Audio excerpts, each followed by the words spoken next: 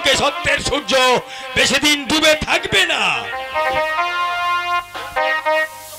চন্দ্রের গর্ভ চূর্ণ করতে সূর্য আবার উঠবে। আরে ভুল করে তুই না ফেলে গাছের মালা পরিস হয়, ভুল করে তুই না ফেলে ওই গাছের মালা পরিস হয়। না না, কারো কোনো কথা আমি শুনবো না। আমি রাজা, 7 লক্ষ প্রজার সুখ শান্তি আমার হাতে। পুত্রের মুখ চেয়ে তার অপরাধ ক্ষমা করে প্রজাদের মাথায় আমি দুর্ভাগ্যের বোঝা চাপিয়ে দিতে পারবো না।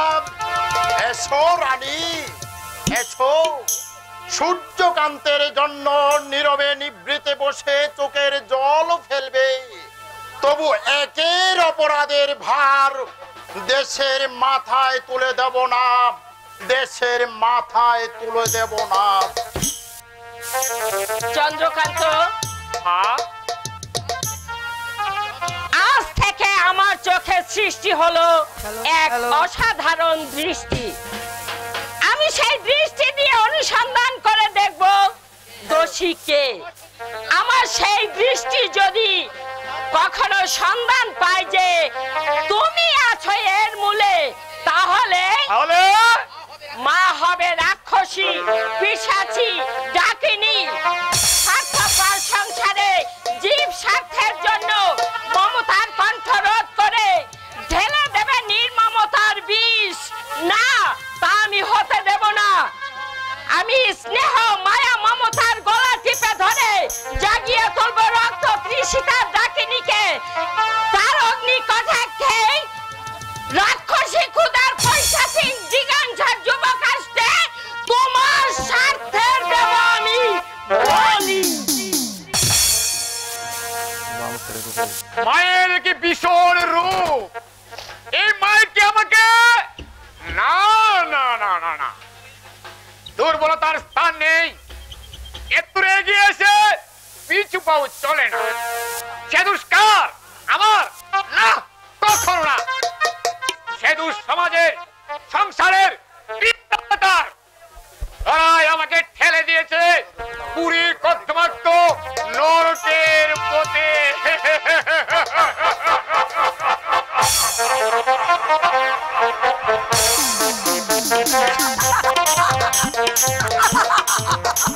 झूठ झूठ झूठ मोहब्बत झूठ है। যে আসবে আমার কাছে মোহাব্বতের কথা বলতে, তাকে আমি চাবুক মারবো, চাবুক মারবো। কি হচ্ছে বেগম সাহেবা? ও তুমি বুঝি দেখতে পাওনি? দেখবো কি করে, তাকে যে সর্বাঙ্গ জ্বলছে। কেন? কোথাকার কে গফুর চাঁদ আর কাফের গোড়া চাঁদ বলে কিনা সুলতানকে বাজার মারবো। এসব কথা তোমাকে কে বললো?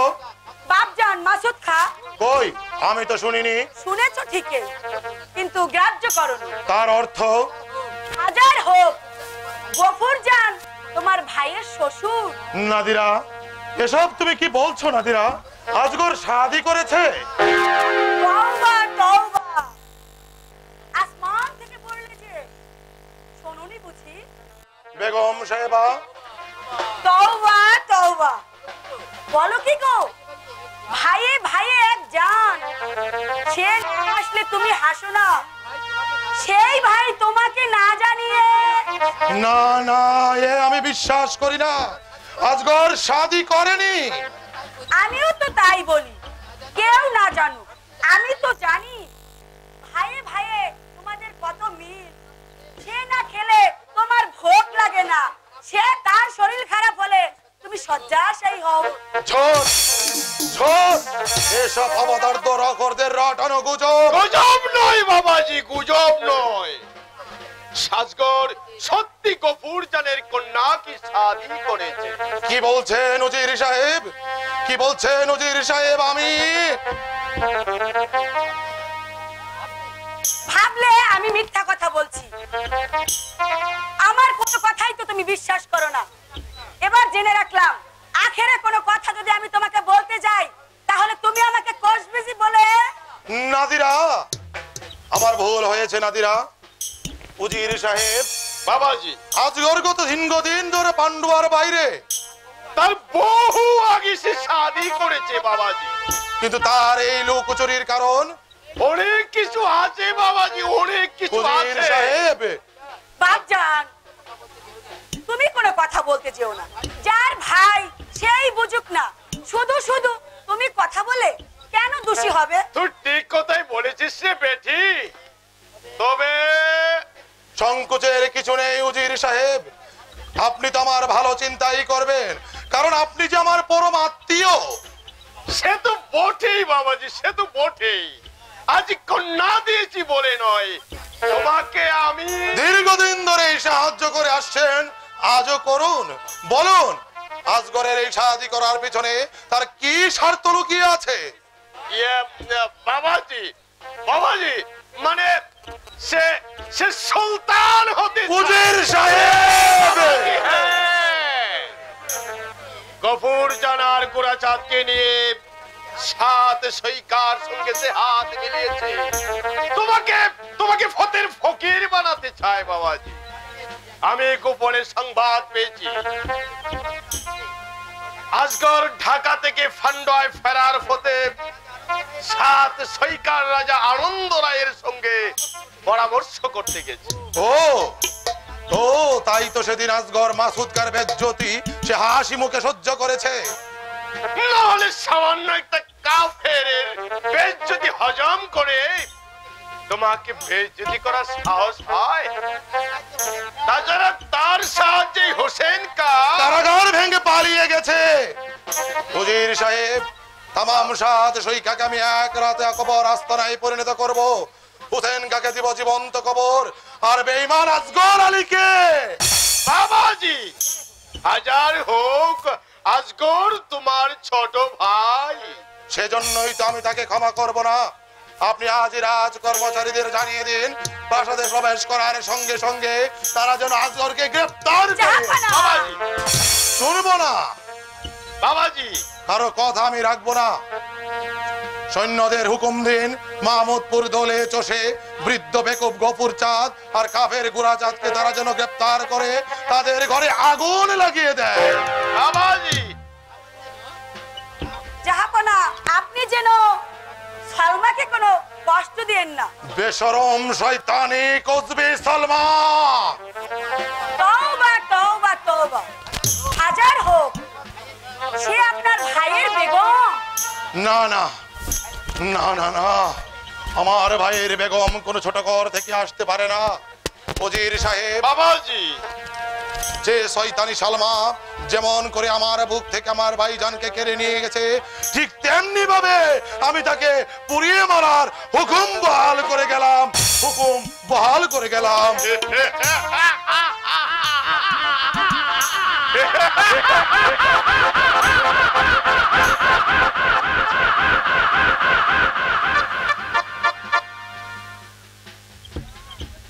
বাপজান, মিলিয়ে নে বেটি, মিলিয়ে নে। আমি একদিন তোকে বলেছিলাম না, এই উজির মির্জা ফজল সব পারে, পারে না শুধু মুর্দাকে জিন্দা করতে।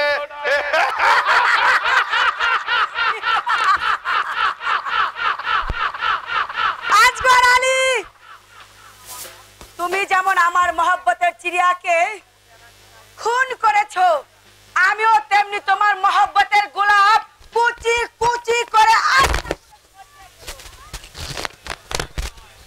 ছেড়ে দে, ছেড়ে দে জানোয়ার, ছেড়ে দে আমাকে। মিথ্যা কথা এই বলে নাও বেগম সাহেবা, এই সেই শয়তানি সালমা। ঠিক আছে, তুমি এখান থেকে যাও। जो हुकुम। যাচ্ছি যাচ্ছি বটে নাদিরা বেগম, আখেরে যদি সালমাকে আমি না পাই তাহলে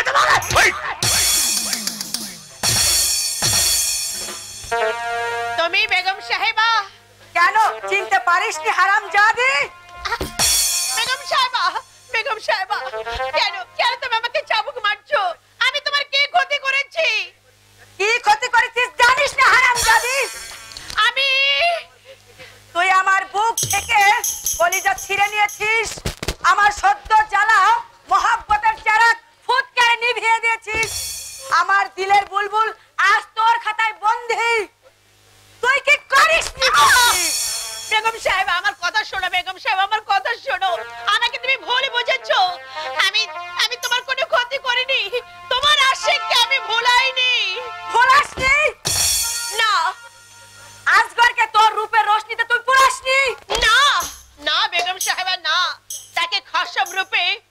কখনো কল্পনাও করিনি গরিবের মেয়ে ভালো কাপড় কখনো পরতে পারিনি, ভালো খেতে কখনো পাইনি।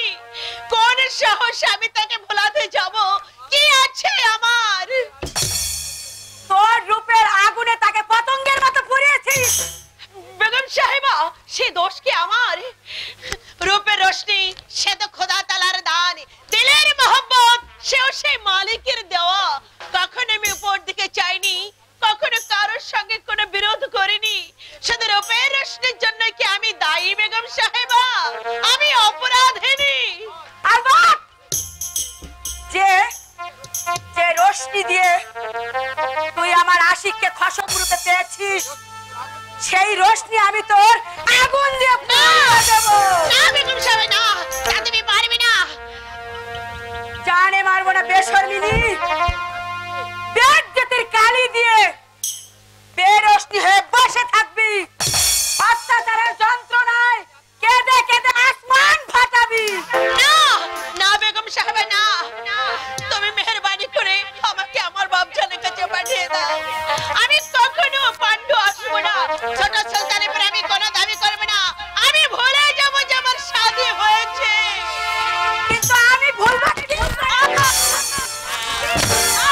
বেগম সাহেবা, তা আমি জানি না বহিন। হ্যাঁ বেগম সাহেবা, তুমি আমি একই জাত, তুমি আমি দুজনেই নারী। নারীর ব্যথা বোঝো। নারীর প্রতি বহিনের দৃষ্টি নিয়ে একবার তুমি তাকাও।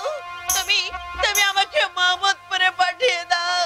পাঠিয়ে তোকে আমি দেব, তবে ওই মাহমুদপুরে নয়, মাসুদ খার গোলাম। তা তুমি পারবে না শয়তানি, তার আগে আমি মরবো। মোর কায়না এখানে নেই সালমা বিবি। যাও মাসুদ খা, এই বেশরমিনী কসবিটাকে তোমার গোলাপ মহলে নিয়ে যাও।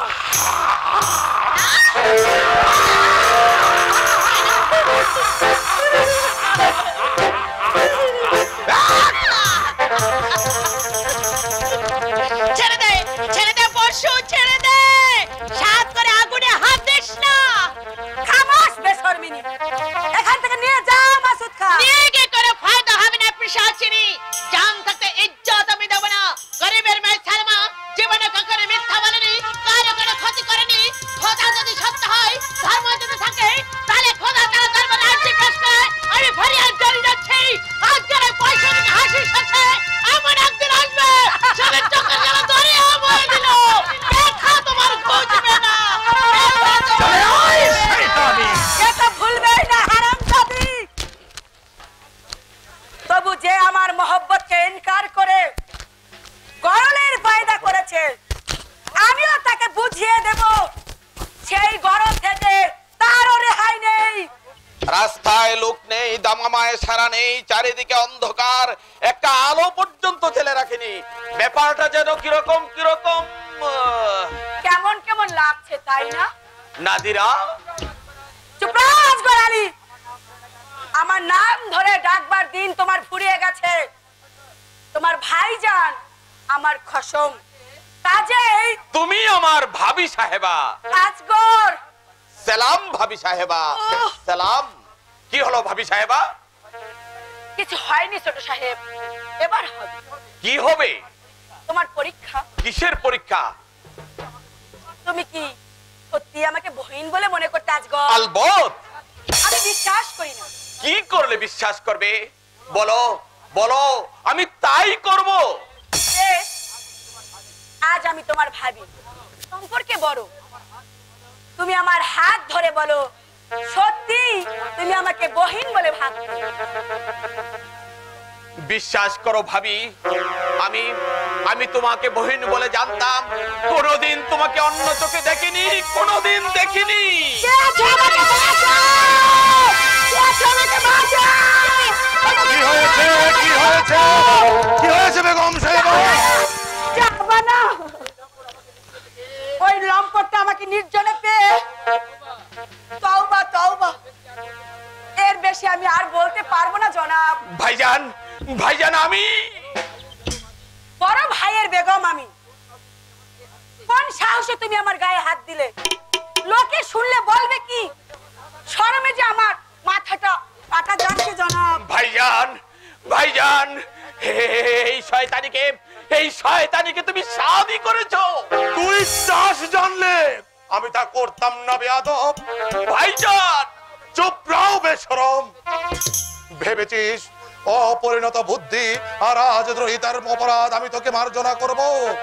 আমি কিন্তু বেগম সাহেবার বেইজ্জতির অপরাধ তোর মার্জনা করা যায় না।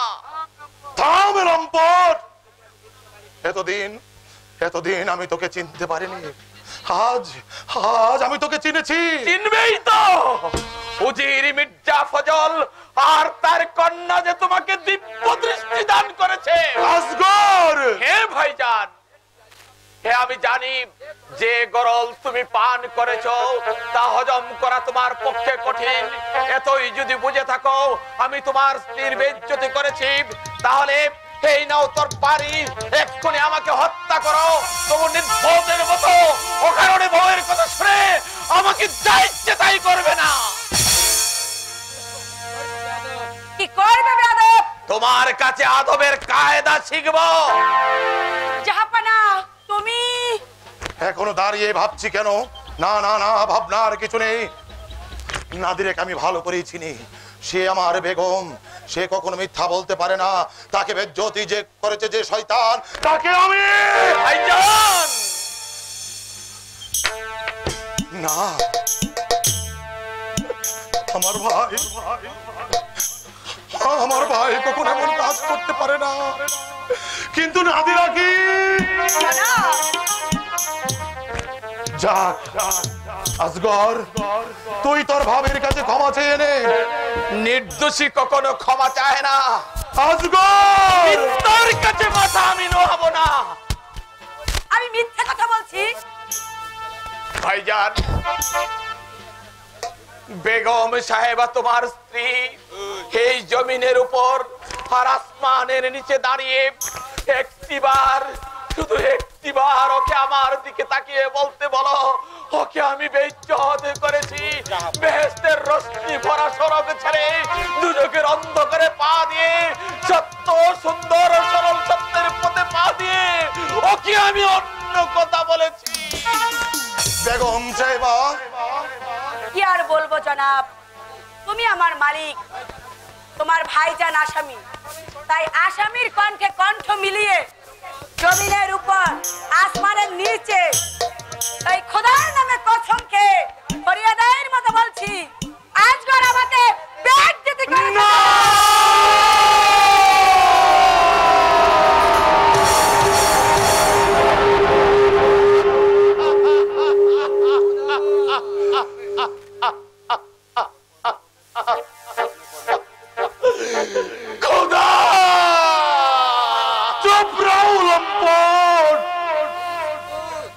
এত নীচ তুই, এত ছোট তুই, আমার ভাই, যে ভাইয়ের কথা মনে পড়লে আমি কাঁদতে কাঁদতে এসে উঠতাম, সেই ভাই আজ আমার। না না না না না, ক্ষমা নয়, ক্ষমা নয়। কই হে আদেশ করুন, আমাকে আমাকে আমাকে বন্দী করো, রক্ষী আমাকে গ্রেফতার করো। গ্রেফতার করে শয়তান করেছি।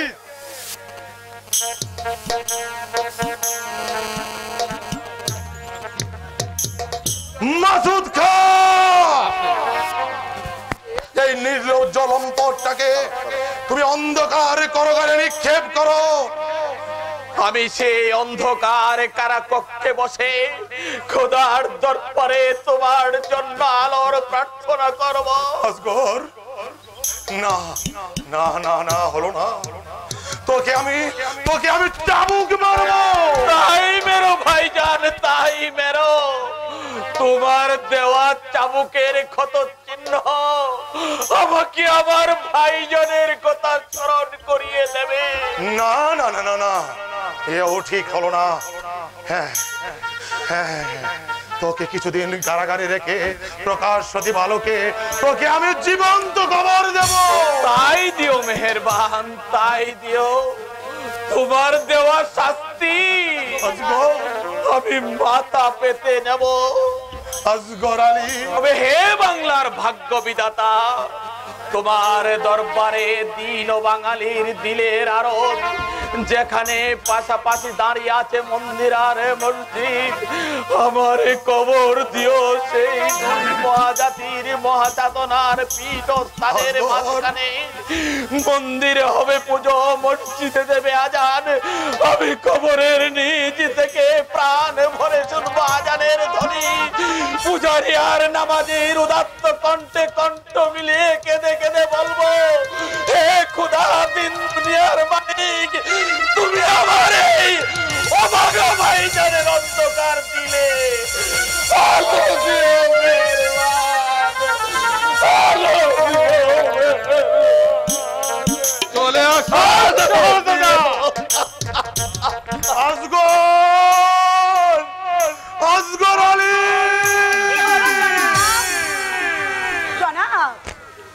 না না নাদিরা না, জড়িয়ে ধরে নয়, দূরে দাঁড়িয়ে তোমার এই সুরমা মাখা নজর দিয়ে নয়, তোমার এই দরদ ভরা দৃষ্টি দিয়েছে। দেখো আমার এই বুকে আছে জান, জানের মাঝখানে আছে দরদ, সেই দরদের বন্ধনে বাঁধা ছিল আমার স্নেহের হতভাগ্য আজগর। তাকে হারিয়ে, তাকে কারারুদ্ধ করে এই জান থেকে সরিয়ে সুলতান মুজাফর শাহ আবার হয়ে উঠেছে বেঈমান, বেয়াদব, বেশরম চিদি নদর খান।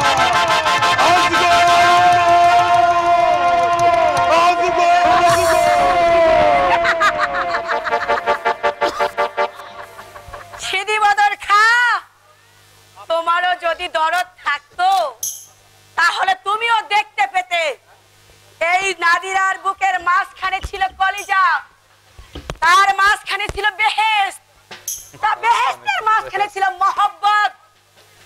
সেই মহব্বতকে এনকার করে আমার দিলের পাপিয়া গলা টিপে ধরে আজগর আলী আজ আমাকে করেছে বেশরম, বেগম নাদিরা বেগম। ভাঙতে হবে, ভাঙতে হবে সাংবাদিকতা লৌহ কপাট, ভাঙতে হবে বঙ্গ সমাজের বিধি নিষেধের প্রাচীর। রাজা নন্দ রায়, দেশ সেবক হোসেন গা জেগে উঠেছে, তাদের মুক্তির সাথে মিলতে হবে। মাহমুদ প্রত্যেকটি জওয়ানকে সবাইকে শাস্তি হবে সৈনিক, সকলের হাতে তুলে দিতে হবে মুক্তির হাতিয়ার। প্রত্যেক কণ্ঠ থেকে ধ্বনিত হবে বর্বর হাতছি তুমি মসনদে ছেড়ে দাও। হাফসি শাসনের অবসান চাই, আমাদের বাঁচতে দাও। হ্যাঁ হ্যাঁ বাঁচতে আমাদের হবে। হাফসি শাসনের কষাঘাতে 7 কোটি বাঙালির ঘুম ভেঙে গেছে। বাংলার আকাশে আজ মেঘমুক্তির লগ্ন। চললাম আমি রাজার কাছে, আমি আর ঘর বাড়ি জমি জমা সব দিয়ে গেলাম রাম রহিমের সভায়। তারা এলে তাদেরকে বলে দিও বুড়া চাঁদ সব দিয়ে গেছে, নিয়ে গেছে বড় সারালো। তারা যেন সাংবাদিকতা লোহা কাটিয়ে ভাইয়ে ভাইয়ে এক হয়ে কণ্ঠে কণ্ঠ মিলিয়ে তার অশ্বরে ঘোষণা করে আমরা হিন্দু নই, আমরা মুসলমান নই, আমরা বাঙালি। 7 কোটি বাঙালি মানুষ আমরা, নই তো মানুষ আমরা নই। খামোশ শয়তানের দল, লোন কাচ্ছ যার তার সঙ্গেই করছেন এবং হারামি। আসুত্তা চুপ থাক প্রাথমিক, হুশিয়ার জানোয়ার, চুপ থাক কাম্বার। এই রক্ষী, ওদের দুটোকে বন্দি কর। হাই করছি।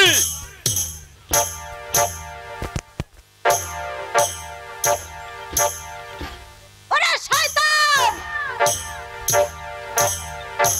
চলে আসো। যা, ওদেরকে অন্ধকার কারাগারে রাখবি। তোর মাথায় বাজ পড়বে শয়তান। কি বলবো হানির বাচ্চা, হাত দুটি বাঁধা, তাছাড়া বয়স হয়েছে, নইলে যে মুখ আমার সালমাকে চুরি করে নিয়েছি। তোর সেই মুখ আর সেই হাত আমি কুত্তা দিয়ে খাওয়াতাম, কুত্তা দিয়ে খাওয়াতাম। ভয় পেও না, এ বাদন গৌরবের থাকবে না, সুদিন একদিন আসবেই। মাহমুদপুরের প্রতিটি সৈনিককে সৈনিক করে করে তুলো। নাম্বার দে না। ওরে কে আছিস? কেউ নেই। রাম রহিম মধু করিম, তোরা কে কোথায় আছিস? ওরা কি মরেছে? মরেনি, তবে মরবার জন্য তৈরি হচ্ছে। উজির মির্জা ফজলের কোড়া দেওয়ায় ওরা সব কটা মরবে, আর সেই বাঙালি মৃত্যুর স্তূপের উপর দাঁড়িয়ে উজির মির্জা ফজল সিপাহ সালার মাসুদটা হাসবে আনন্দের হাসি।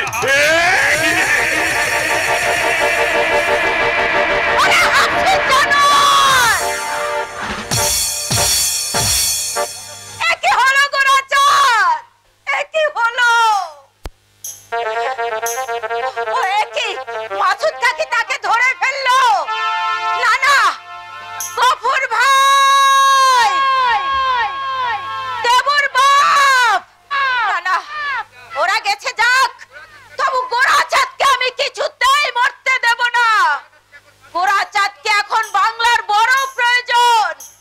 একমাত্র সেই রক্ষা করতে পারে হিন্দুর সঙ্গে মুসলমানের ভাইয়ে ভাইয়ে রক্তক্ষয়ী সংগ্রাম, রক্তক্ষয়ী সংগ্রাম।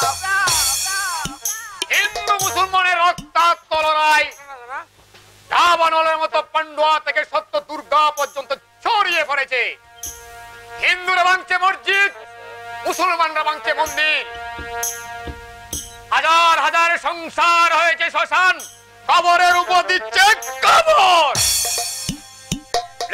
গোরাচাঁদ, শয়তান হুসেন কা, তোমাদের স্বপ্ন দিয়ে ঘোরা হিন্দু মুসলমানদের ঐক্য আজ সম্প্রদায়ের কুটা ভেঙ্গে ছিন্ন ভিন্ন। চন্দ্রকান্ত, কেন মা, কি হয়েছে? তোর বাবা কোথায়? তা তো জানি না।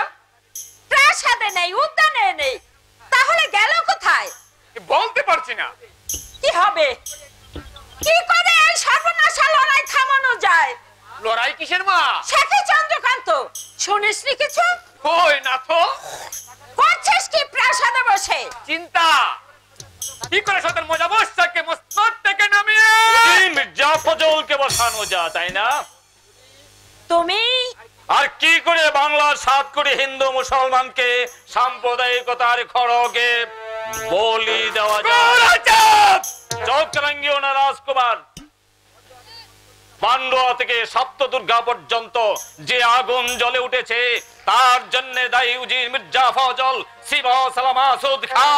আর তুমি আজ এত করলে ওইটাকে স্থান থেকে বের করে দেব। পারবে না চন্দ্রকান্ত, সাথে সেই গাছ শ্মশান কবর দেওয়ার জায়গা নেই। যেখানে গেছি সেখানে শুনেছি তোমার নাম। আবাল বৃদ্ধ বনিতা সকলের মুখে এক কথা, এ লড়াইয়ের প্রধান দায়ী তুমি।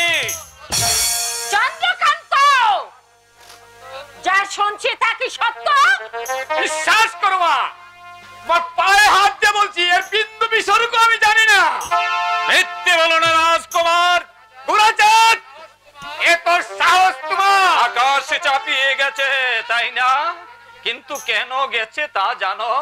তিল তিল করে বুকে রক্ত ঢেলে দিয়ে অর্ধ শতাব্দীর কুসংস্কার কাটিয়ে বাংলার মাটিতে আমি গড়ে তুলেছিলাম হিন্দু মুসলমানের মিলন মন্দির, যে রাম রহিমকে এক জাতি করে তাদের মুক্তি বোঝে সবাই। গোরাচাঁদ, হ্যাঁ মা, কোথায় আমার জন্ম আমি জানি না, মা বাপকে চোখে দেখিনি। হিন্দুরা এসেছে ভাতের তালা দিয়ে, মুসলমানেরা এসেছে রুটির পাত্র হাতে করে, কাউকে আমি ফিরিয়ে দেইনি। চোখে মেলেছে দেখেছি বাংলা এক বিরাট সংসার, অসংখ্য তার ছেলে মেয়ে, তাদের কারো পেটে ভাত নেই, কারো পরনে কাপড় নেই। যাইনি মা, মসজিদে আমি আকুটিনি, আজীবন শুধু করে এসেছি মানুষের পূজা। মানুষের পূজা? হ্যাঁ মা, মানুষের পূজা করে আমি গড়ে তুলেছিলাম দেবতার চেয়ে বড়। যে কেউ জিজ্ঞাসা করলে বলতো আমরা হিন্দু নই, মুসলমান নই, আমরা বাঙালি। সেই বাঙালির ঐক্যতার ব্যাধি মূলে আজ ধরেছে মহা ফাটল। মহারাজকে ডাকুন, তার সাথে জরুরি কাজ আছে। যুবরাজ সূর্যকান্তের মুক্তি চায়। অসম্ভব মহারাজ, দেশদ্রোহের মুক্তি হবে না। যুবরাজ সূর্যকান্ত দেশদ্রোহী নয় কে মহারাজ। বললে? সাথে সৈকার প্রজারা। তারা জানে না। তারা ঠিকই জানে, জানেন না আপনি। যুবক, আদেশ দিন পিতা, এসব করে স্থান থেকে ফের করে দেই। তুই থাম চন্দ্রকান্ত। কেন থামবো মা? তাকার একটা ভেচ্চা এসে পিতাকে চোখ রাঙে দাও, তোমার মুখে মুখে তক্ক করবে আর তোমার জাদু ধরিয়ে দেবে। তাকে কি ক্ষমা করা যায়? শুনেছেন পিতা? কানে কম শুনে না চন্দ্রকান্ত। তাহলে যুবরাজকে মুক্তি দিন মহারাজ। তা হয় না যুবক, সে দেশদ্রোহী। সাধু সৈকার স্বাধীনতা সে হাফসির পায়ে মিলিয়ে দিতে চায়। এদিকে যে সাধু সৈকার শ্মশান হতে চলেছে মহারাজ। হিন্দু মুসলমানেরা গৃহ যুদ্ধে ভেঙ্গে পড়েছে।